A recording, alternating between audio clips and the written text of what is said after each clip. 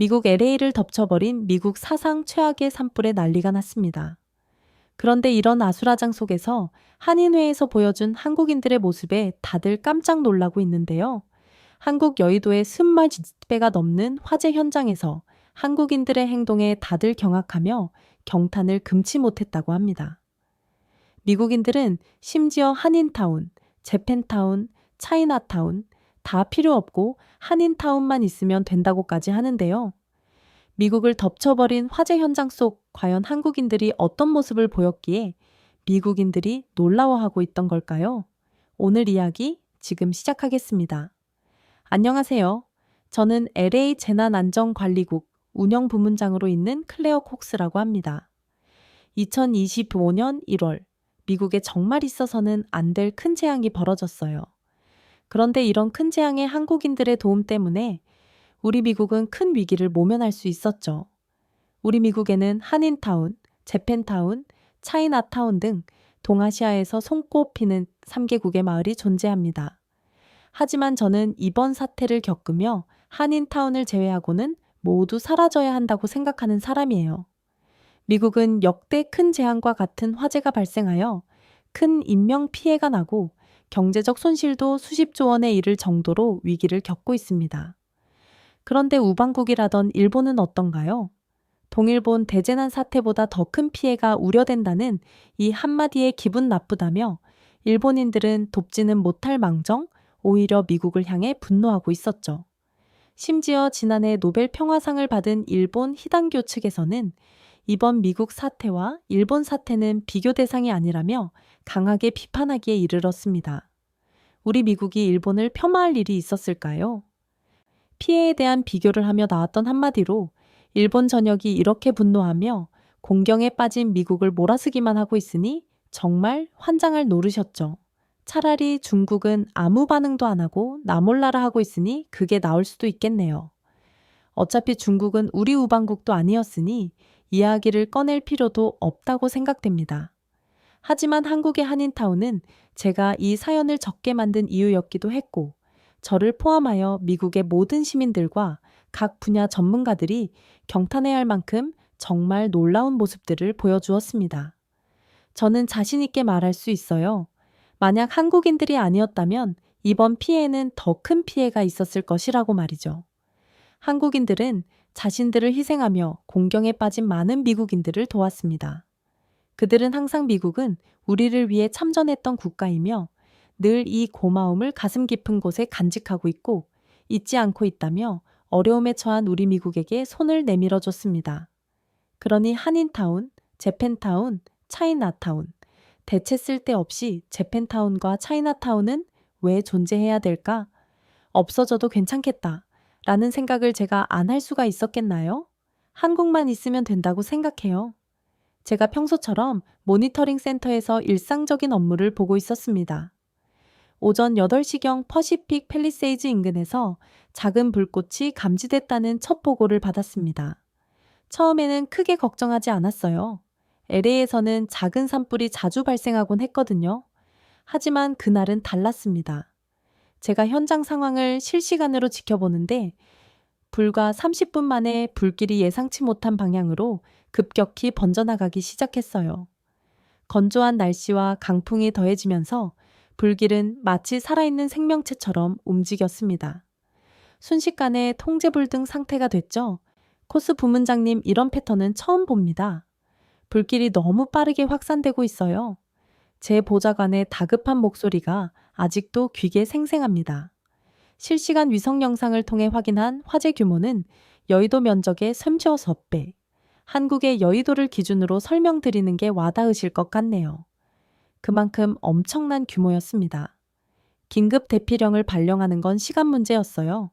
제 손가락이 키보드를 누르는 순간 LA 전역에 비상경보가 울렸습니다. 10만 명 이상의 시민들이 대피해야 했죠. 그때만 해도 이렇게 큰 인명피해가 발생할 줄은 몰랐어요. 부문장님, 베버리 힐스 쪽에서 고립된 주민들이 있다고 합니다. 골든타임을 놓치면 안 됩니다. 헬기 부대를 즉시 투입하세요. 전화기는 쉴 새 없이 울렸고 응급 상황실은 아수라장이 됐습니다. 실시간 상황판에는 빨간 경고등이 켜져 있었고 매 순간 새로운 화재 발생 지점이 추가됐어요. 특히 가장 마음 아팠던 건 구조 요청 신호였습니다. 독거노인, 장애인, 어린 아이들, 도움이 절실한 분들의 위치가 모니터에 하나둘씩 표시될 때마다 제 심장이 무너져 내렸어요. 결국 그날 하루 동안 10명 이상의 소중한 생명을 잃었습니다. 콕스 부문장님, 현재 가용할 수 있는 소방 인력이 모두 소진됐습니다. 추가 지원은 언제 도착하나요? 최소 4시간은 걸릴 것 같습니다.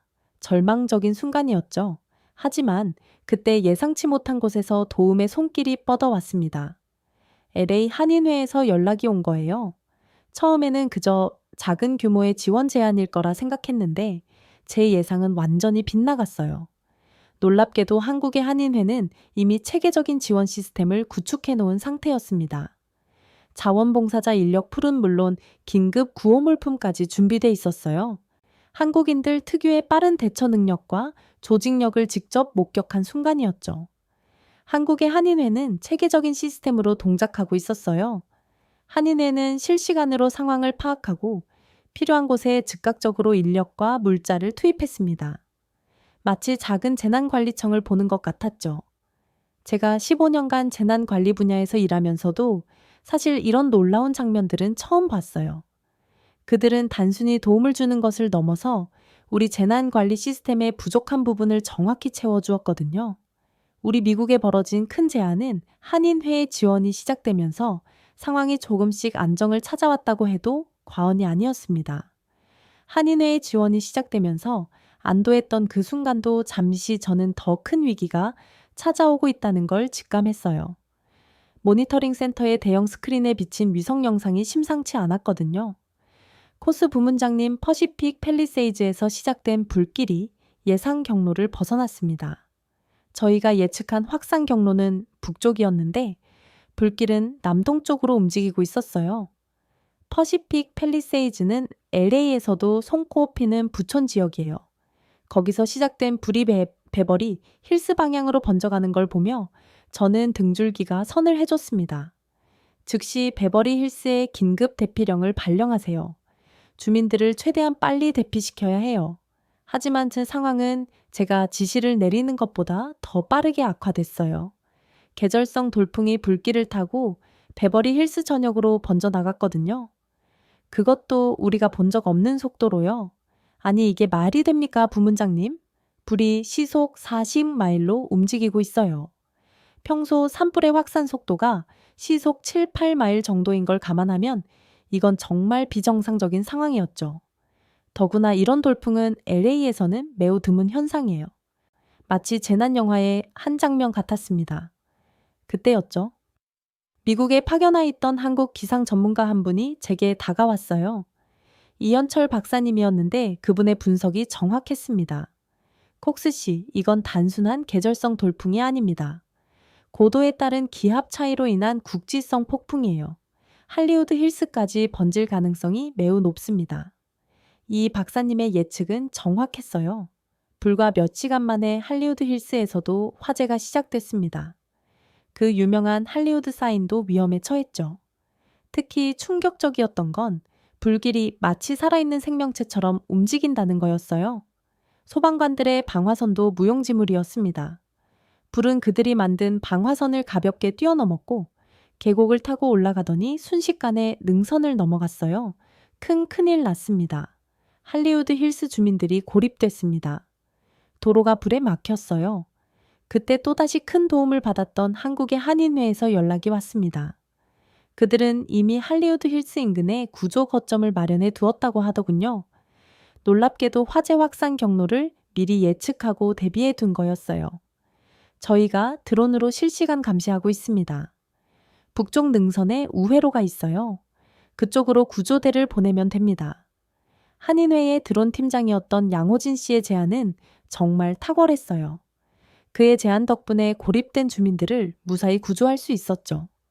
나중에 알고 보니 양호진 씨는 한국 공군 출신 드론 전문가셨더라고요. 하지만 상황은 여전히 심각했어요. 세 곳의 주요 지역이 모두 불길에 휩싸였고 국지성 돌풍은 점점 더 거세졌습니다. 더구나 이런 기상 조건에서는 소방 헬기도 이룩할 수 없었죠. 그때 아주 반가운 소리가 전해졌죠. 코스 부문장님, 한국의 소방청에서 연락이 왔습니다. 산불 진화 전문가 팀을 파견하겠다고 합니다. 그 소식을 들었을 때 저는 처음으로 희망을 봤어요. 한국은 세계적인 수준의 산불 진화 시스템을 갖추고 있다고 들었거든요. 특히 강원도 산불 진화 경험이 있는 전문가들이 온다고 하니 이보다 더 반가울 수가 없었죠. 하지만 그들이 도착하기까지는 시간이 필요했어요. 그 시간 동안 우리는 더 큰 사고가 나지 않도록 최선을 다해 막아야 했습니다. 하지만 한국 소방청의 전문가들이 오기를 기다리는 동안 피해 상황은 점점 더 심각해져 갔어요. 특히 베버리 힐스 지역의 피해 상황을 파악하기 시작했을 때는 정말 가슴이 아팠습니다. 심지어 우리에게 도움을 주고 있는 한국의 메이저리그 선수였던 박찬호 선수의 자택도 화재로부터 안전할 수 없었다는 소식을 듣게 되었죠. 그 소식을 들었을 때 저는 특별히 더 마음이 무거웠어요.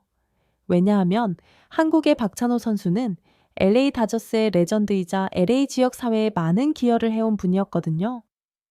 1996년에 구입한 그의 베버리 힐스 자택은 LA의 랜드마크나 다름없었죠. 선수 본인은 무사하신가요? 네, 다행히 가족들과 함께 인근 호텔로 미리 대피하셨다고 합니다. 그런데 더 충격적인 소식들이 연달아 들려왔습니다. 부문장님 박찬호 선수님의 자택뿐만이 아니에요. 헌터 바이든 씨의 자택도 화재에 휩싸였습니다. 앤서니 호킨스의 대저택도 방금 화재가 시작됐어요. 페리스 힐튼의 호화저택 쪽에서도 신고가 들어왔습니다. 순식간에 상황실의 모니터에는 빨간 점들이 늘어났어요. 각각의 점들이 모두 누군가의 보금자리였죠.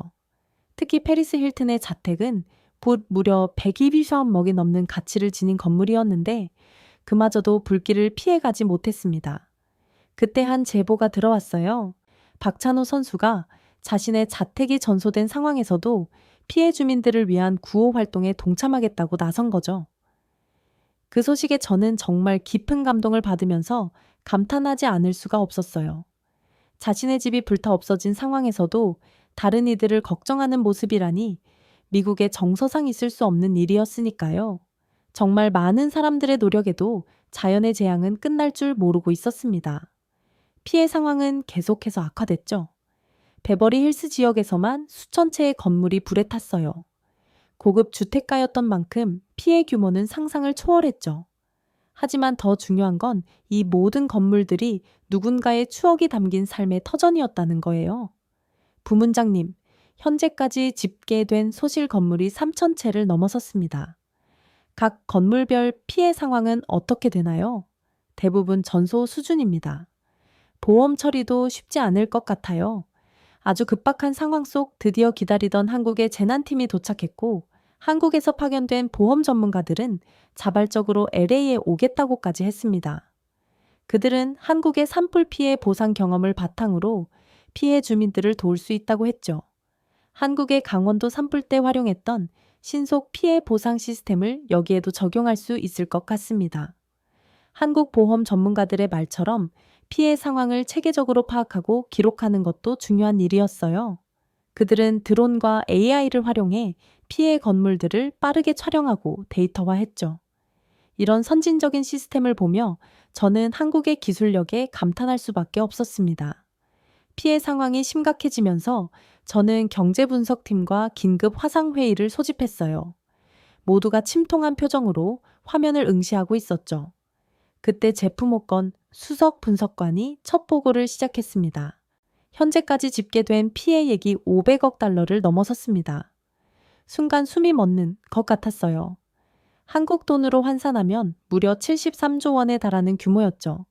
더구나 이건 잠정 집계일 뿐이었습니다. 이게 말이 되나요? 재계산 해보세요. 이미 3번 검증했습니다. 베버리 힐스 지역의 부동산 가치만 해도 어마어마합니다. 이 수치는 2011년 동일본 대지진의 피해액인 480억 달러를 이미 넘어선 거였죠.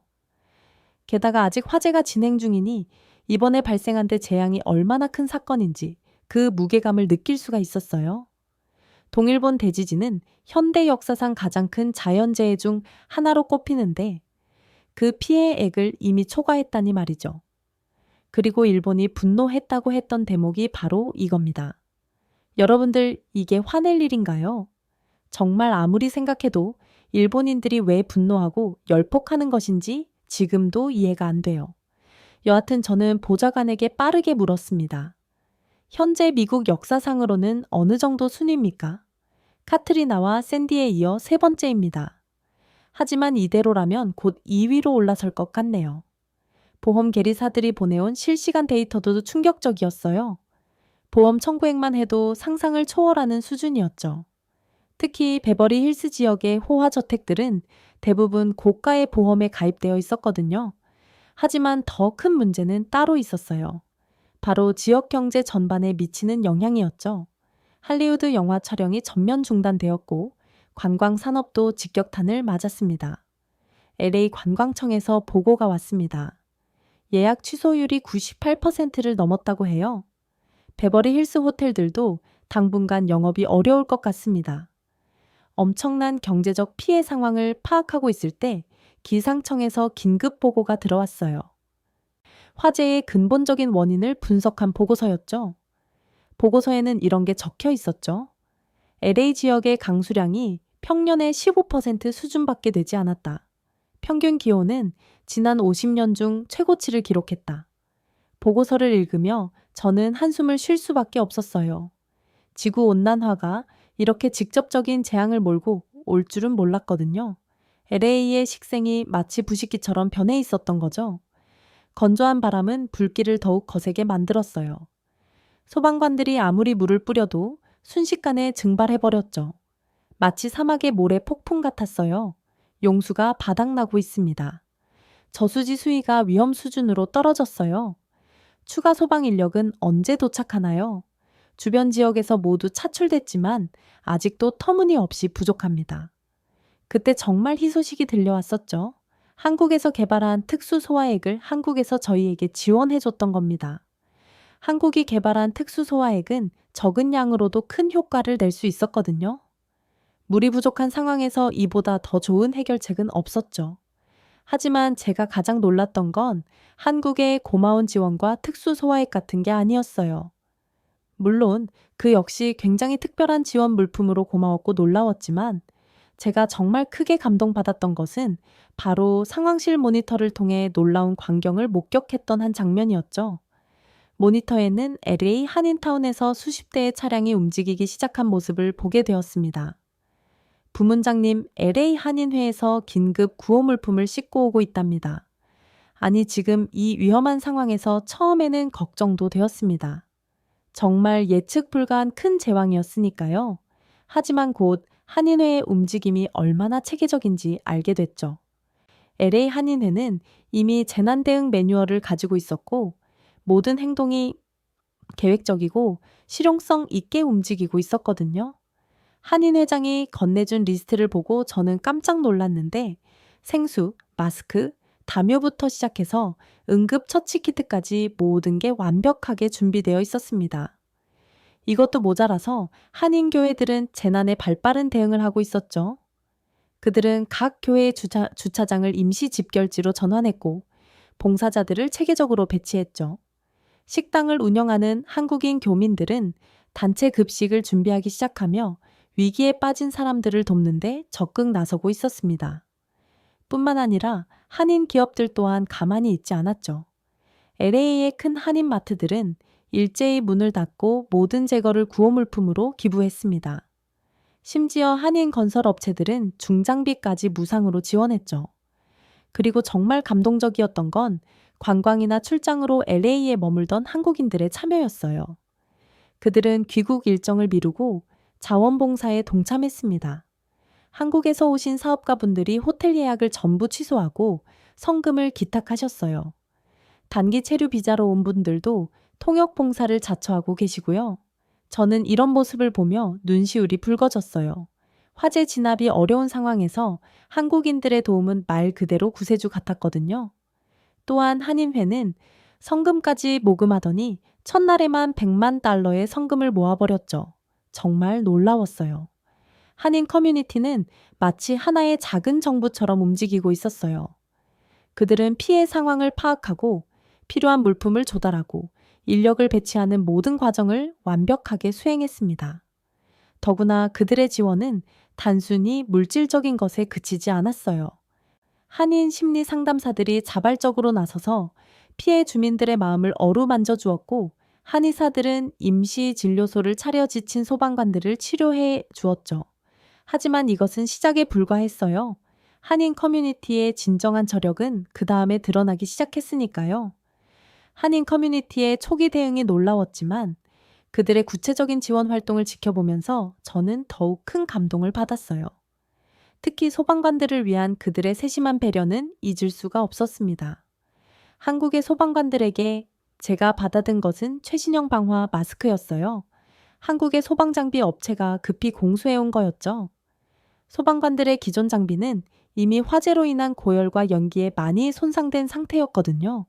이건 한국에서 개발한 신형 마스크입니다. 초미세 입자 차단은 물론 열기 차단 성능도 뛰어나요. 실제로 이 마스크를 착용한 소방관들의 반응이 정말 좋았어요. 호흡이 훨씬 수월해졌다고 하더라고요. 이런 큰 재난 속에서 한국인들의 행동은 정말 빛나고 있었습니다. 한국의 한인회는 각 대피소의 필요 물품을 데이터베이스화했고 실시간으로 부족한 물품을 채워 넣었죠. 저기 기저귀가 필요한 가정이 몇 곳이라고 하셨죠? 네, 바로 전달하겠습니다. 아기용품 세트도 준비했어요. 아이가 있는 집의 지원 물품들, 갓난 아이들의 기저귀까지 챙기는 이런 세심한 배려는 대피소의 분위기를 완전히 바꿔놓았을 정도였습니다. 미국 재난안전관리국 부문장으로 일하면서도 정말 생각하지도 못했던 부분들까지 한국인들은 꼼꼼하게 챙기는 모습을 보고 있자니 스스로 제가 이 자리에 있는 것이 정말 자격이 있는 것인지 의문이 들 정도로 반성을 많이 했었습니다. 한국인들 덕분에 절망적이었던 공간이 조금씩 희망으로 채워지기 시작했어요. 한인회는 체육관을 임시 물류 창고로 변경했는데 첫날부터 물품이 넘쳐났어요. 이건 최신형 미세먼지 마스크예요. 한국에서 방금 들어온 거라고 해요. 겨울용 이불은 전부 프리미엄 구스다운으로 준비했습니다. 한인회 관계자의 설명을 들으며 저는 감탄했습니다. 그들은 단순히 양만 채우는 게 아니라 정말 필요한 고품질 물품을 준비한 거였거든요. 이런 빠른 대응에 미국 소방서 관계자들도 놀라움을 감추지 못했어요. LA 소방국장이 직접 한인회를 방문했을 정도였죠.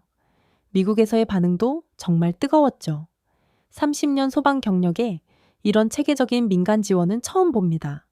한인 커뮤니티의 대응 능력이 우리 소방국보다 더 빠르네요. 이 많은 구호 물품들을 분류하는 일도 쉽지 않은 일인데 한국인들은 그 어렵게 느껴지는 일들도 손쉽게 해버리더군요. 한인회는 IT 전문가들을 투입해서 실시간 제공 관리 시스템을 구축했거든요. 각 대피소의 필요 물품들을 실시간으로 파악해 바로 배송하고 있었고 QR코드만 찍으면 그 물품들이 어디로 갔는지 어떤 물품이 갔는지 모두 추적할 수 있었습니다. 이런 체계적인 시스템에 미국 페메 연방재난관리청 관계자들도 깊은 관심을 보였어요. 그들은 한인회의 시스템을 전국 재난대응 매뉴얼에 포함시켜야겠다고까지 했죠. LA 한인회의 대대적인 구호 활동이 한창이던 중에 저는 그곳에서 아주 특별한 봉사자 한 분을 만나게 됐어요. IT 회사에 근무하는 최원호 씨였는데 그의 이야기는 제 마음을 깊이 울렸죠. 처음에는 그냥 퇴근 후에 잠깐 도우려고 했어요. 초혜 씨는 수줍게 웃으며 말했지만 그의 잠깐은 곧 일주일간의 전력 봉사가 됐어요. 회사에 일주일 휴가를 내고 매일 새벽 4시부터 밤 10시까지 물품 창고에서 일했다고 하더라고요. 함께 있었던 미국인들은 원호 씨를 두고 이런 말을 했죠. 원호 씨는 아침에 출근하면 늘 이미 와 있어요. 밤에 퇴근할 때도 아직 일하고 계셨죠. 실제로 그의 공헌은 대단했어요. 수많은 구호 물품을 품목별, 긴급도별로 분류하고 유통기한을 체크하고 배송 순서까지 정리했죠. 그의 시스템 덕분에 물품 전달이 훨씬 효율적으로 변했습니다. 원래는 신혼여행을 가기로 되어 있었어요. 그런데 고맙게도 제 신부가 이해해줬죠. 오히려 자기도 주말에 와서 돕겠다고 하더라고요. 그의 말에 저는 눈시울이 뜨거워졌어요. 인생에서 가장 특별한 시간을 미루면서까지 봉사활동에 전념한다는 게 얼마나 큰 결심이었을지 말이죠. 이런 작은 영웅들은 원호 씨뿐만이 아니었습니다. 엊그제는 80대 한국인 할머니가 손수 끓인 닭죽을 고생하는 소방관들에게 나눠주시는 걸 봤어요. 그걸 보고 이 짠이 정말 부끄러웠고 제 희생이라는 건 정말 보잘것없다는 생각까지 들더군요. 최원호 씨와 닭죽을 끓여주던 한국인 80대 할머니와 같은 한국 자원봉사자들의 이야기가 알려지면서 미디어의 관심이 폭발적으로 늘어났습니다. 어느 날 아침에 CNN의 제임스 웰리얼스 씨가 직접 저희 상황실을 찾아왔을 때가 그랬죠. 정말 놀라운 일이었어요. CNN 제임스 웰리얼스입니다. 지금 LA에서 일어나고 있는 일은 단순한 재난구호 활동이 아니군요. 이건 인류의 대서사시와 같은 모습 같아요. 제임스 씨의 말처럼 CNN은 24시간 뉴스 채널에서 LA 한인들의 활약상을 집중 조명했어요. 특히 한인회의 체계적인 시스템에 대해 놀라워했죠. 이것 보세요. 한인회가 개발한 재난 대응 앱입니다. 실시간으로 필요한 물품과 인력을 매칭해주는 시스템이에요. 정말 놀랍네요.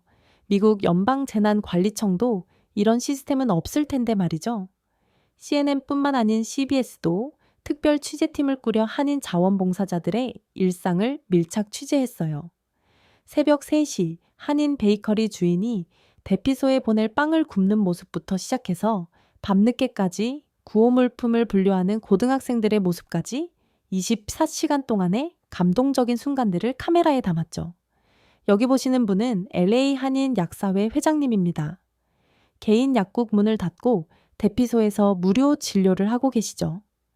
이분들은 한국의 IT 기업에서 일하다 LA에 출장 온 엔지니어들입니다. 일정을 미루고 물품 관리 시스템 개발을 돕고 계세요. 특히 폭스뉴스의 현장 리포터는 한인 봉사자들의 헌신적인 모습에 실시간 방송 중 눈물을 보이기도 했어요. 지금 이 할머니께서 손수 만드신 김치를 소방관들에게 나눠주고 계신데요. 아, 죄송합니다. 잠시만요. 지진정이 안 되네요. 소셜미디어의 반응 역시도 매우 뜨거웠습니다. 트위터에서는 이런 한국의 한인회 움직임에 경탄하며 놀라워하고 있었죠. 그러면서 미국인들의 감사 메시지가 폭주하기도 했습니다. 한국인들이 보내준 구수다운 이불 덕분에 우리 할머니가 따뜻하게 주무실 수 있었다. 소방관인 제 남편이 한국산 방화복을 입고 현장에 나갔다. 덕분에 마음이 한결 놓였다. 한인 식당에서 매일 보내주는 따뜻한 한 끼, 평생 잊지 못할 것이다. 인스타그램에서는 Thank you Koreans 단어가 퍼지기 시작하며 미국인들이 한국어로 감사합니다 를 말하는 영상을 올렸죠. 24시간 만에 100만 건이 넘는 게시물이 올라왔습니다. 작은 거인들, 스몰 자이언츠라는 별칭이 붙어버린 이 한국인들을 두고 미국인들은 이런 말을 했죠. 우리는 지금 현대 미국 역사에서 가장 아름다운 순간을 목격하고 있습니다. 이런 한인들의 활약이 연일 언론의 주목을 받는 가운데 저는 하버드 대학의 재난관리연구소장 마이클 브라운 교수의 요청으로 긴급 화상회의에 참석하게 됐어요. 어리한인 커뮤니티의 대응 방식은 기존의 모든 재난 대응 이론을 뛰어넘는 혁신적인 모델입니다. 브라운 교수의 말에 저도 고개를 끄덕일 수밖에 없었어요. 특히 그가 분석한 한인들의 조직력은 정말 놀라웠고 저는 그런 모습들을 현장에서 직접 보고 느끼며 경험했었으니까요. 보통 재난 상황에서는 혼란과 공황이 발생하기 마련입니다. 하지만 한인들은 마치 군대처럼 체계적으로 움직였어요. 이건 분명 그들만의 특별한 문화적 배경이 있을 겁니다. 스탠포드 대학의 사회학자 제니퍼리 교수는 한인들의 빠른 대응 능력에 주목했어요. 한인회가 첫 화재 발생 2시간 만에 비상대책위원회를 구성하고 4시간 안에 구호 물품 수집을 시작했다는 게 정말 믿기지 않습니다. 이건 단순한 자원봉사 조직이 아닙니다. 완벽한 하나의 재난 대응 시스템이에요. FMA의 수석 분석관 로버트 빌스는 한인들의 대응 방식을 새로운 표준 모델로 채택하자고 제안까지 했을 정도죠. 한인 커뮤니티가 보여준 것처럼 지역 사회가 중심이 되는 재난 대응이 가장 효과적입니다. 우리는 이것을 KD 스와스터 레스폰스 모델이라고 부르기로 했는데 앞으로 우리 미국에게 정말 큰 도움이 되는 모델이 될 겁니다. 미국에는 앞으로도 해야 할 일들이 태산입니다. 이번 미국 화재의 피해 규모는 경제적 손실까지 포함한다면 500억 달러 한국 돈으로 약 73조에 이를 것이라고 추정되고 있어요. 만약 한국의 도움이 없었다면 과연 이 피해 규모는 더욱 컸을지 모릅니다. 정말 매일같이 퇴근 없이 사태를 진정시키는데 주력해야 했습니다. 오랜만에 다시 찾은 집, 저희 아이들이 저를 반겨주었죠. 아이들을 끌어왔는데 어찌나 따뜻했는지 아이들의 옴기에서 저는 한국인들이 타국의 재난에 자신을 희생하며 도왔던 모습들이 머릿속을 스쳐 지나갔습니다. 이 얼마나 감사했던 일이었나요? 정말 동시대에 한국이라는 나라가 존재했다는 것 자체만으로도 큰 힘이 되었죠. 미국에서 한인타운, 재팬타운, 차이나타운, 동아시아 최강국이라는 국가의 마을들이 존재합니다. 솔직한 심정으로 재팬타운과 차이나타운은 그냥 없었으면 하는 마음이 들어요. 같은 아시아 국가의 사람들인데 어떻게 이렇게까지 다른지 참 놀랍습니다. 미국의 재난국에서 일하는 한 사람으로 어떤 식으로 감사함을 표현해야 할지 몰랐습니다. 그래서 이렇게 작게나마 그때 상황들을 알리고 한국인들이 보여준 모습들이 전 세계로 널리 퍼져 그들의 인간으로서의 참됨을 알려주고 싶었어요. 정말 진심과 마음을 다해 감사합니다. 당신들이 없었다면 더 큰 피해가 있었을지 몰라요. 당신들은 우리 미국의 영웅이었습니다. 정말 정말 감사합니다. 재난안전관리고클레어 코스올림. 네, 오늘 사연은 여기까지입니다. 저도 뉴스 봤습니다. 미국에 정말 큰 화재가 발생하여 그 피해가 어마어마하다는 이야기 말이죠. 그나저나 앞으로도 수습해야 할 일들이 많을 텐데 하루빨리 복구되시길 바라봅니다. 그리고 도움을 주신 한인회 여러분들에게도 감사해요. 너무나 자랑스럽습니다. 자, 그럼 오늘 사연 어떻게 들으셨나요? 사연이 좋으셨다면 구독과 좋아요 부탁드립니다. 그럼 지금까지 사연을 전해드린 여우튜브 송은지였고 저는 더 좋은 사연으로 다시 찾아뵙겠습니다. 영상 시청해주신 모든 분들 고맙고 늘 감사합니다. 그리고 사랑합니다. 늘 건강하세요. 자, 그럼 이어지는 두 번째 영상 바로 시작하겠습니다. 죽을 고비를 넘기고 왔던 한 스위스 여성이 한국을 폄하하고 욕하는 일본인들에게 기가 차는 듯 황당해하고 있는 모습이 보입니다. 과연 이곳에서 무슨 일이 벌어지고 있던 걸까요? 안녕하세요. 저는 현재 한국에 머물며 마케팅 회사 직원으로 일하고 있는 스위스 출신 샨드라 밀러라고 합니다. 제가 지금은 한국 생활에 매우 만족하며 살고 있고 이곳에 뼈를 묻고 싶을 정도로 한국을 사랑하게 됐지만 사실 원래 살고 싶어 했던 곳이 한국은 아니었어요. 한국에 오기 전 제가 공부하고 일을 했던 곳은 바로 일본입니다. 어렸을 때부터 일본에 대한 환상을 가지고 동경하며 일본으로 갔던 제가 대체 어떤 이유로 한국에 오게 되었는지 궁금하실 텐데요. 이 이야기를 하려면 제 어린 시절로 돌아가야 합니다. 저는 일본 문화에 관심이 많았어요. 애니메이션에 푹 빠졌던 어린 시절이 있었는데 그 애니메이션에 나오는 사무라이나 닌자를 특히나 좋아했죠. 화려하게 검을 휘두르는 모습을 보면 저도 그렇게 될 수 있을 것 같다는 생각에 마음이 들뜨곤 했으니까요. 그래서 일본 드라마, 영화, 애니메이션을 섭렵하며 일본어를 공부하고 일본 문화에 더욱 빠져들었습니다. 그리고 대학을 졸업한 뒤 일본에 와서 마케팅 일을 하기 시작했죠. 어렸을 때는 일본의 애니메이션이나 콘텐츠들을 좋아했다면 성인이 된 이후로는 일본 특유의 분위기가 좋았습니다. 조용하고 느긋하고 아기자기한 그런 분위기 말이죠. 실제로 일본은 제 생각과 딱 맞아떨어지는 나라였고 일본에서의 생활은 제가 기대했던 것보다 좋았습니다. 스위스 변두리 출신이다 보니 복잡한 걸 절대 싫어하는 성격이기도 했기에 일본의 분위기가 더욱 마음에 들었던 것 같아요. 게다가 제가 만났던 일본인들은 모두 친절했고 저에게 잘 해주었어요. 식당에 가더라도 웃으면서 응대해주고 불편한 점이 있다고 말하면 군소리 없이 불편함을 해결해주기 위해서 노력했죠. 스위스에서 살 때 독일같이 가까운 국가로 여행을 가면 직원들이 불친절하게 되었던 게 한두 번이 아닙니다. 독일 같은 경우는 사람들이 워낙 무뚝뚝하다 보니 원래 저런 사람은 아닐 거야 라고 정신 승리할 수 있지만 다른 나라들은 아니잖아요. 특히 프랑스에서 음식을 먹을 때 컴플레인을 걸면 미식의 나라 프랑스에 와서 무슨 소리를 하는 거냐. 네가 뭘 안다고 음식 가지고 토를 다녀. 라는 식으로 행동을 했죠.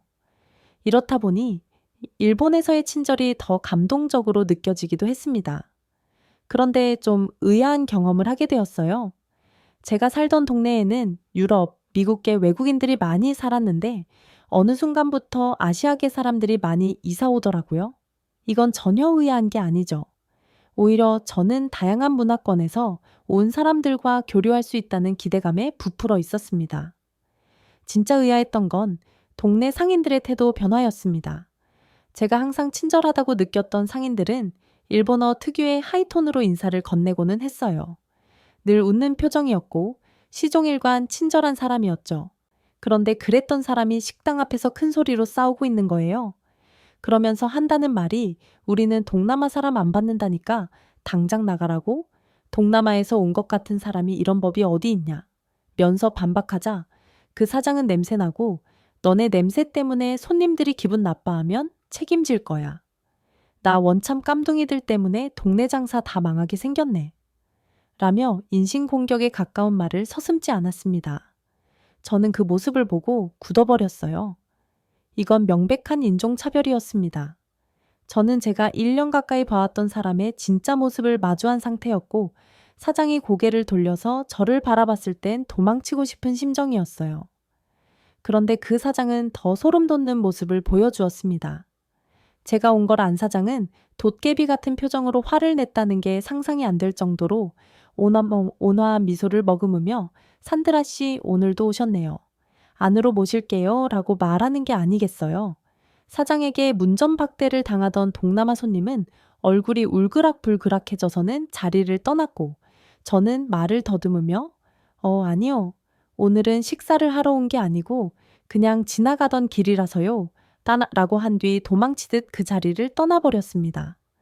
저는 이 충격적인 상황을 제 일본인 룸메이트 하나코에게 말했어요.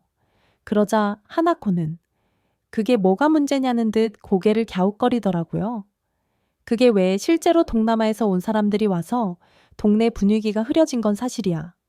너는 스위스에서 온 애니까 동남아인들이 많이 온 걸 우리보다 더 싫어할 줄 알았어. 아니야. 저는 지금 꿈을 꾸고 있는 건가 싶었습니다. 일단 동네에 이사를 온 동남아인들은 전부 전문직에 해당하는 사람들이었어요. 또 명문대 학생들도 있었죠. 무엇보다 하나코는 제가 스위스에서 왔으니 당연히 동남아인들을 무시하고 차별할 거라 생각하고 있었습니다. 저는 지금까지 일본인들이 친절했던 이유가 제가 백인이었음을 깨달았어요. 제 반응이 이상해서인지 뭔지는 몰라도 하나코는 이내 그래도 저렇게 대놓고 면박을 주는 건 아니지.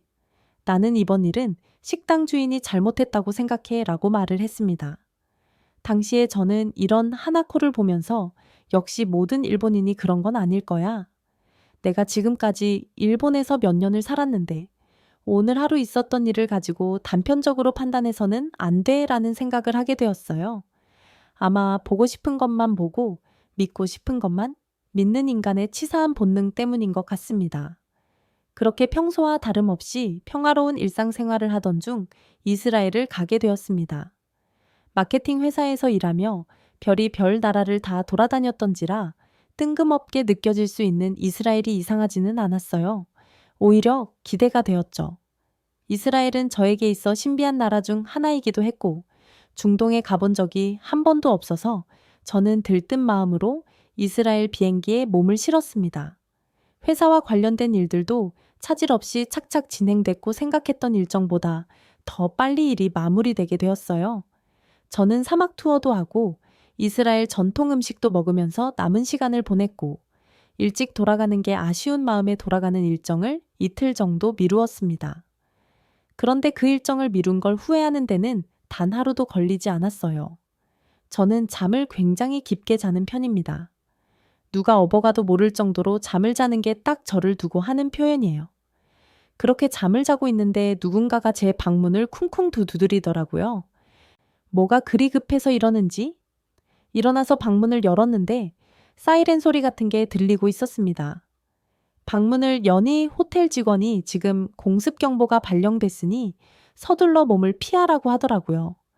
저는 호텔 측에서 준비한 공간으로 가서 현재 상황을 파악했습니다.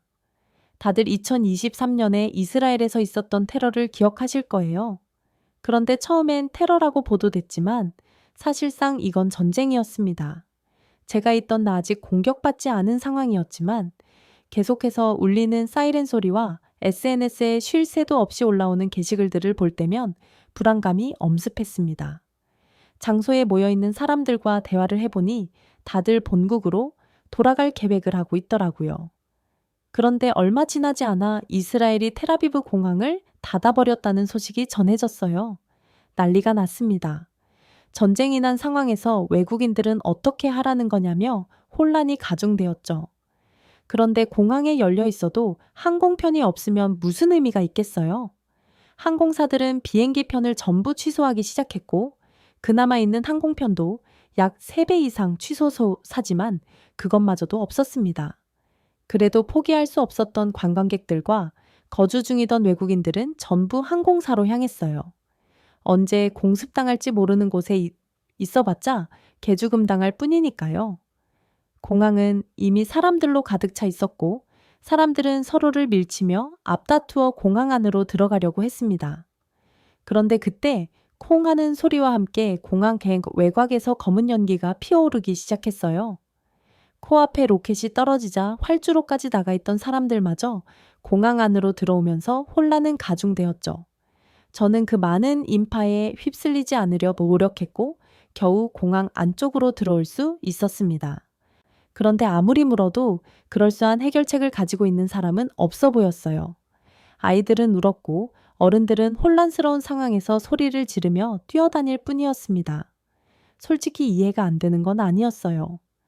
제가 갔던 텔아비브 공항과 처음 폭격을 당한 가자 지구의 거리는 약 60km밖에 떨어지지 않은 곳으로 사실상 가장 위험한 곳으로 분류되어도 이상하지 않은 곳입니다. 하지만 지금 바로 비행기를 타고 돌아갈 수 있다면 희망이 있는 곳이기도 했죠. 저는 그런 혼란스러운 상황에서 한 무리를 보게 되었습니다. 어떤 사람들이 모두 다 바닥에 엎드려 있더라고요. 저는 저 사람들이 뭘 하는 건가 싶었습니다. 이런 혼란스러운 상황에서 저렇게 엎드려 있을 정신이 있는 건가? 라는 의구심도 들었죠. 그런데 그 사람들은 몸을 최대한 낮춰 혼란을 피하고 있었습니다. 그리고 단 한 사람도 자리를 이탈하지 않았어요. 분명히 무서울 텐데 말이죠. 그 사람들도 무서워하는 게 보였습니다. 각자의 손을 꼭 붙들고 눈을 질끈 감고 있었거든요. 저는 그 사람들이 한국인이라는 걸 단박에 알았습니다. 이스라엘에 들어올 때 프리패스로 통과하던 사람들이 부러워서 그들을 유심히 본 적이 있어요. 그리고 그 사람들이 한국 여권을 들고 있는 걸 봤죠. 공항 바닥에 엎드려 있는 사람 중 일부가 한국 여권을 들고 있는 걸로 봐서 그들은 한국인이었습니다. 저는 저렇게 몸을 숙이는 게 가장 안전한 자세라고 생각했고 조용히 그들 옆에 짐을 내려놓고 엎드렸습니다. 그런데 놀라운 일이 벌어졌어요. 한 한인이 저를 발견하고는 제가 누울 만한 자리를 만들어준 거죠. 이렇게 총각을 다투는 상황에서는 누구나 이기적으로 변할 수밖에 없습니다. 저는 한국인들이 당신은 뭔데 여기에 끼어드냐 라고 말할 줄 알았어요. 하지만 그러지 않고 오히려 혼자 있던 저를 챙겨주는 모습을 보면서 코끝이 찡해졌습니다. 저도 모르게 이 사람들과 함께라면 괜찮을 것 같다라는 안도감마저 들었죠. 이 한국인들은 함께 모여서 자꾸만 어떤 정보를 주고받고 있었습니다. 궁금해서 물어보니 한국 정부와 소통을 하고 있더라고요. 저는 깜짝 놀랐어요. 정부와 소통을 한다는 생각조차 못하고 있었거든요. 너무 정신이 없으니까 머리가 새하얘지더라고요. 게다가 이 새벽 같은 시간에 소통이 가능하다는 점도 놀라웠습니다. 저는 한국에 연락을 할 생각을 하다니 너무 대단하다고 말하며 저도 스위스에 연락을 해야겠다고 말했습니다. 그러자 그 한국인은 스위스 대사관에서 연락 안 왔어요 라고 하더라고요. 저는 아무리 찾아도 메시지를 찾을 수가 없었습니다. 알고 보니 한국 정부가 한국 교민들에게 알아서 연락을 했더라고요. 그 연락을 받은 한국인들은 똘똘 뭉쳐 공항으로 온 것이었고요. 한국인들이 계속해서 핸드폰으로 연락을 취했던 건 한국에서 보내는 비행기를 탈 작전을 펼쳐야 했기 때문이었습니다. 저는 본국에서 비행기를 보내준다는 소식을 들어본 적이 없습니다. 그래서 급하게 저와 같은 스위스 출신의 사람을 찾아다녔지만 그 혼란스러운 공항에서는 도무지 찾을 수가 없었어요. 일본으로라도 갈 생각으로 일본인에게 가까이 갔습니다. 일본 정부에서도 비행기를 보내죠. 혹시 언제 어떻게 오는지 방법을 알 수 있을까요? 그런데 돌아온 일본인의 반응이 이상했습니다. 그 일본인은 아주 날카로운 표정과 말투로 제게 그걸 당신이 왜 물어봐요? 일본인도 아니면서 라고 말하더라고요. 저는 저를 일본에서 거주하며 일하고 있는 사람으로 소개했지만 그 일본인은 일본인들도 탈 자리가 없는데 외국인이 왜 끼어드냐? 우리나라 사람들 자리 뺏지 말고 본인 살 길은 알아서 찾아라는 식의 말을 쏘아붙이듯이 했습니다. 나중에 알게 됐는데 일본인이 이런 말을 할 때까지도 일본 정부에서는 아무 행동도 하지 않았다고 합니다. 너네 대체 뭐 하는 거냐라는 비판이 생기자 그제야 항공편을 보냈다고 하더라고요. 거기다 비행기에 탄 일본인들을 내려주는 곳도 일본이 아니라 두바이였습니다. 두바이까지는 데려다 줄 테니 이후로는 알아서 살 길 찾으라는 거였죠. 그러나 저는 일본으로 가는 비행기에 오르지 못했어요. 외국인이기 때문이었죠. 분명히 비행기에 자리가 남는 것 같은데도 일본인이 아닌 저는 절대 갈 수 없다는 말만 반복했습니다. 그렇게 망연자실한 상태로 허망하게 서 있는데 누군가가 제 어깨를 두드렸어요. 바로 아까 만났던 한국인이었습니다. 그 사람은 제게 돌아갈 방법이 있느냐고 물었어요. 남들은 가족이나 친구, 동료와 함께 있는데 저는 혼자였습니다. 그리고 그 누구도 저에게 관심을 주지 않았어요. 돌아갈 방법은 있는지, 현재 어떤 상황인지 묻는 사람 한 명 없었죠. 그런데 방금 잠깐 몇 마디 나눈 게 다였던 한국인은 저를 진심 어린 목소리로 걱정하고 있습니다. 저는 순간 눈물이 왈칵 쏟아지는 걸 느꼈고 돌아갈 방법이 없다며 아이처럼 엉엉 울어버리고 말았습니다. 그러자 그 한국인은 제 어깨를 부드럽게 토닥이며 말했어요. 곧 한국에서 비행기가 올 거예요. 혹시 자리가 남는다면 외국인도 태워줄 수 있는지 물어볼게요. 한국으로 가는 거기는 하지만 어찌됐든 여기 있는 것보다는 나을 거예요. 저는 땡큐, 땡큐를 외치며 그 한국인과 함께 한국 비행기가 오기만을 기다렸습니다. 한국에서 급한 비행기가 도착한 건 그 어느 나라보다 빨랐습니다. 한국 정부는 이스라엘의 상황이 심상치 않다는 것을 파악하자마자 한국인 교민들에게 연락해 교민들을 안전한 장소로 모았고 한국 공사관을 통해 안전한 방법으로 이들을 공항까지 모은 상황이었습니다. 상황 판단이 빨랐다 보니 비행기를 보내는 것도 가장 빨랐을 수밖에 없죠. 온 비행기는 군수 송기였습니다. 군수 송기에서 내린 군인들은 수송기로 몰리는 사람들을 제지하고 한국인들을 먼저 수송기로 들여보냈습니다. 저와 함께 있던 한국인마저 들어간 상황. 저는 그 한국인이 제 얘기를 전해주길 간절히 바라고 있었어요. 그런데 그때 군인들이 한 군데에 모여있던 일본인들에게 탑승을 제안하는 거예요. 자리가 남았다면서 추가 인원을 받을 수 있다는 것이었죠. 저는 곧바로 달려가서 저도 일본에 거주 중인 사람이라고 어필했습니다.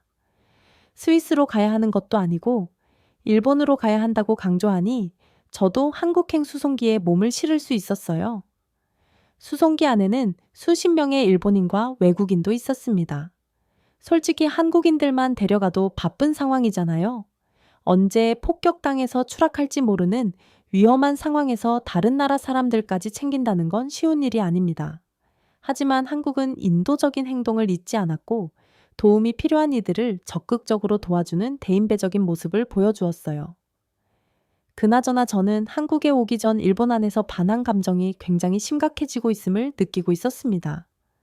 한국인이라는 말만 들어도 치를 떠는 분위기였던 거죠. 아마 가까운 나라인 만큼 한국도 반항 감정을 당연히 알고 있었을 거예요.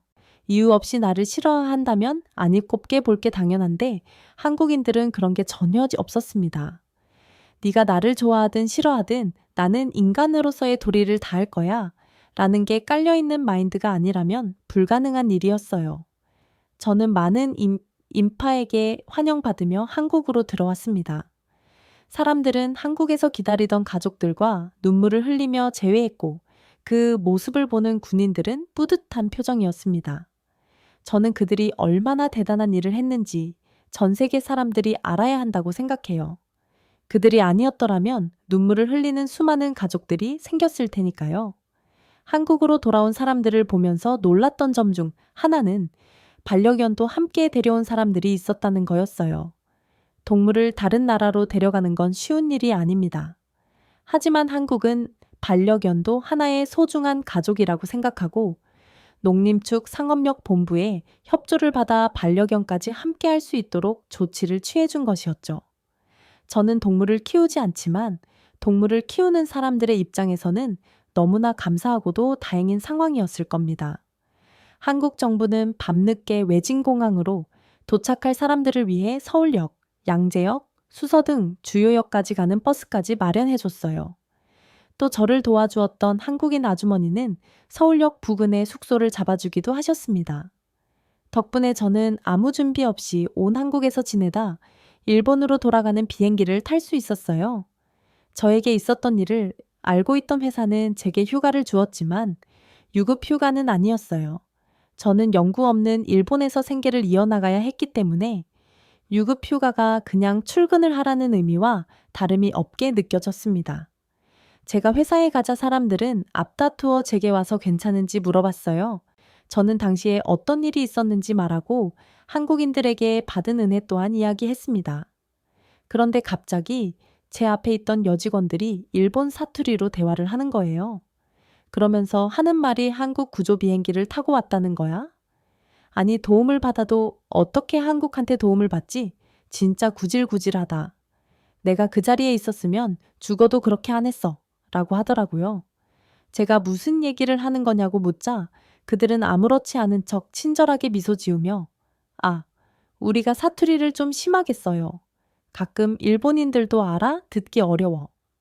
하는데 산드라 씨에게는 더 어려웠겠네요. 무사히 다녀와서 다행이라는 얘기를 하고 있었어요. 라고 말하더군요. 사람을 바보 취급해도 유분수지. 저는 스위스 시골에서 자랐기 때문에 일본 시골의 고즈넉한 분위기를 좋아해서 일을 시작하기 전까지 일본 시골에서 지냈습니다. 처음으로 현지인과 대화를 할 때 만났던 게 사투리가 아주 심한 할머니였기 때문에 저는 어지간한 사투리는 다 알아들어요. 아마 그 일본인 직원들은 외국인인 제가 사투리를 이해할 수 있다는 걸 예상하지 못하고 제 앞에서 저런 뻔뻔스러운 거짓말을 한 거겠죠. 저는 정색을 하고 말했습니다. 한국 구조 비행기를 타고 온 게 뭐 어때서요? 그 비행기를 타고 온 일본인의 수가 50명이 넘어요. 그럼 그 사람들에게도 구질구질하다고 말할 건가요? 만약에 당신의 가족이 한국 비행기를 타고 온 그 일본인들 중 한 명이라도 이렇게 말할 수 있나요? 그 직원들은 제가 말을 알아들었다는 것에 놀란 기색이 역력했지만 최대한 티내지 않고 제 말에 반박했습니다. 근데 저는 제 가족한테도 그렇게 말할 거예요. 조금만 더 기다리면 일본에 수송 비행기가 올 텐데 그새를 못 참고 한국에게 찌질하게 매달리다니 이건 일본인으로서의 수치예요. 기가 차더라고요. 그 위급한 상황에 처해 본 적도 없던 사람이 이런 소리를 하다니 제가 있었던 그 전쟁통 한가운데에 확 던져버리고 싶은 마음이 몸 안에서 부글부글 끓어올랐습니다. 그리고 일본인으로서의 수치가 뭐 어쩌라는 건지 저는 애당초 일본인도 아닙니다. 이 마음을 아는지 모르는지 일본인 동료는 의수대며 말을 이어갔어요. 가만히 있으면 어련히 알아서 도와줄까 일본이 그렇게 무능력해 보여요. 저는 참지 못하고 결국 속으로 삭히던 말을 터뜨렸습니다. 근데 무능력해요. 한국 정부는 이스라엘에서 문제가 터지자마자 구조대를 파견했고 그 어떤 나라보다 먼저 위험천만한 공항에 도착했어요. 그리고 당신처럼 한국을 미워하는 일본인들마저 인도적 차원에서 도와줬죠. 당신이 진짜 은혜를 아는 사람이라면 자국민을 대가 없이 도와준 한국에게 고마워해야 해요. 저는 뭐라고 우물쭈물 때는 일본인 직원에게 마지막 말을 남겼습니다. 그리고 그거 알아요?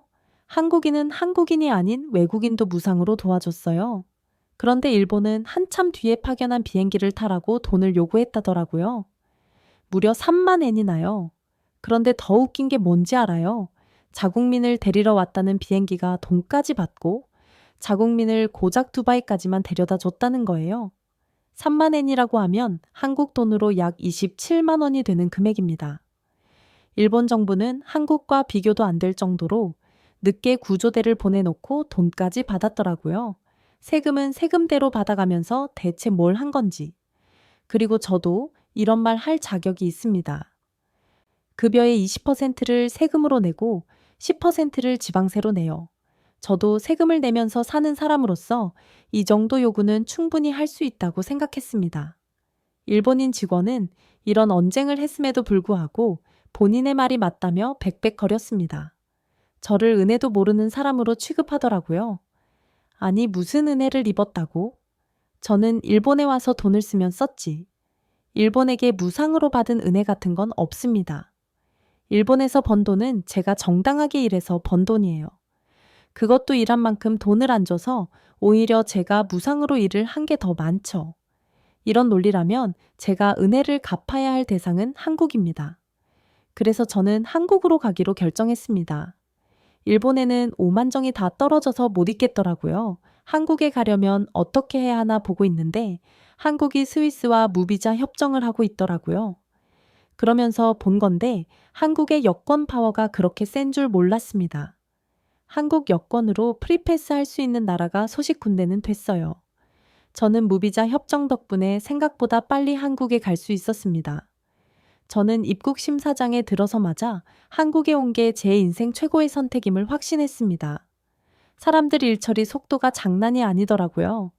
일본에서 입국 심사할 때는 정말 몇 시간이 걸립니다. 인터넷이 오류가 나서 늦어지기도 하고 인터넷으로만 하면 되는 걸 수기로 적는 것까지 하는 통에 대기만 몇 시간이에요. 물론 일본인들은 아니라고 하겠죠. 그런데 일본은 여전히 도장 문화가 발달한 나라고 코로나 당시 다른 나라들은 팩스와 이메일을 보내 서명을 하는 한편 일본은 상사의 도장이 필요하다며 방호복을 입고 상사의 집까지 다녀오는 식으로 일을 했습니다. 이런 나라에서 뭘 바라겠어요? 하지만 한국은 모든 게 일사천리였고 심지어 한국인들은 한국인 전용 통로로 빠져나가는데 본인들이 직접 여권과 지문, 얼굴 인식을 하더라고요. 사람이 하면 한 세월 걸리는 걸 그렇게 빨리 해버리다니 대체 어떻게 저런 생각을 했는지 놀랍더라고요. 한국은 지하철 또한 굉장히 편리했습니다. 일본도 지하철에서 카드 사용이 가능하기는 하지만 카드 전용 통로라는 게 있어서 그곳으로만 이동해야 해요. 이걸 찾는 게 쉬운 일이 아니라서 저는 그냥 티켓을 사서 다닙니다. 그런데 한국은 모든 곳이 카드용 통로더라고요. 그렇다면 현금을 가진 사람들이 어떻게 하나 봤더니 기계에 현금을 넣고 결제를 하면 일회용 카드 같은 걸 주더군요. 거기에 돈을 충전해서 다닐 수 있는 것이었어요. 심지어 육소옐시짓, 70대 어르신들마저도 쉽게 카드를 사용하시는 걸 보고 정말 놀랐습니다. 일본에서는 카드를 제대로 들고 쓰고 다니는 사람이 없거든요. 한국과 비교하면 3, 40년은 후퇴한 모습이나 다름이 없죠. 한국에 와서 보니 제가 동경했던 일본 문화가 정말 별게 아니라는 것을 피부로 체감하게 되었습니다. 일본의 조용하고 민폐를 끼치지 않으려는 분위기가 좋은 줄 알았는데 이런 분위기 때문에 지하철 같은 곳에 아이를 데리고 탈 수가 없습니다. 식당 같은 곳들도 마찬가지예요. 아이들이 조금 소란스럽게 하거나 울어도 아이니까 그럴 수 있다고 이해해 줄 수 있음에도 불구하고 일본인들은 조금이라도 시끄럽게 하는 순간 차가운 눈빛을 보내거나 무안을 줍니다. 하지만 한국에서는 아이들이 조금 소란을 피워도 그 누구도 뭐라고 하지 않았어요. 물론 부모들이 그런 아이들을 진정시킨다는 가정에서겠지만 어쨌든 한국인들은 일본보다 좀 더 여유롭고 느긋한 마음을 가진 사람들이었습니다. 그리고 저는 일본의 아기자기한 모습을 좋아했었는데 한국에 와서 보니 그게 얼마나 불편한지 알겠더라고요. 저는 일본에서 거인 수준입니다. 그런데 한국에 와서 보니 평범한 키였어요. 그렇다 보니 어딜 가든 시원시원하고 널찍했고 숙소에 기지개를 켜도 천장에 닿지 않았죠. 이게 뭐가 놀라운 일이냐고요? 놀랄 일입니다. 일본에서 살 때는 샤워하는 것도 힘들었어요. 몸을 살짝 돌리기만 해도 벽이 제 팔에 닿았거든요. 계단을 타고 내려갈 때도 항상 머리부터 살펴기 때문에 목이 굽는 것도 몰랐죠. 그런데 그렇게 살다가 한국에 온 이 아주 천국이 따로 없더라고요. 게다가 일본만 깨끗한 나라인 줄 알았는데 한국도 만만치 않았습니다. 길거리에 쓰레기 하나 없고 낙엽 하나 없었어요. 사람들이 많은 곳도 마찬가지였습니다. 밤이 되면 사람들이 오고 다니며 버린 쓰레기들이 생기기는 했지만 그 쓰레기들은 모두 쓰레기통 주변이었어요. 아무도 걸어가다가 바닥에 쓰레기를 버리는 행동을 하지 않았습니다. 저는 한국에 고작 일주일밖에 있지 않았지만 한국에서 살기로 다짐했습니다. 한국에서 일할 생각으로 스위스로 돌아갔고 그곳에서 취업 관련된 비자를 발급받으려고 했어요. 제가 급하게 스위스로 출국한 이유는 비자 발급하는데 최소 3달은 걸릴 거라고 생각했기 때문이었습니다. 회사를 구하고 비자까지 발급하려면 시간이 오래 걸릴 테니까요. 그런데 한국 대사관이 발급해준 비자는 고작 1달 만에 나왔습니다. 최대 2달은 걸릴 거라더니 정말 빠르게 비자 업무를 처리해 준 거였어요. 일본에 갈 때는 1달 걸린다고 해놓고 3달 넘게 걸렸습니다. 이것 때문에 취업이 취소될 뻔 했을 정도였는데 한국 공사관의 빠른 일처리 덕분에 저는 한국에 더 빨리 갈 수 있었어요. 지금 저는 한국으로 갈 준비를 하고 있습니다. 다행히 바로 직장이 구해져서 참 다행이죠. 요즘엔 한국 문화에 푹 빠져 살고 있습니다. 한식, 한국 콘텐츠 등 제가 보고 기대하는 모든 것들을 경험할 생각에 가슴이 설레네요. 지금까지 제 이야기를 들어주신 모든 분들께 감사드립니다. 네, 오늘 사연은 여기까지인데요. 와, 뉴스에서 이런 걸 가끔 보기는 했는데 실제로 위험 국가에서 탈출한 경험담이 녹아 있어서 정말 생생하게 잘 들었습니다. 한국에서 제 2막 행복하시길 응원할게요. 오늘 사연 어떻게 들으셨나요? 오늘 사연이 즐거우셨다면 구독과 좋아요 부탁드리고 그럼 지금까지 사연을 전해드렸던 여우튜브 송은지였습니다. 더 좋은 영상으로 찾아뵐게요. 끝까지 시청해주신 모든 분들께 진심으로 감사드립니다. 그리고 우리 구독자 여러분들 모두 사랑합니다. 고맙습니다.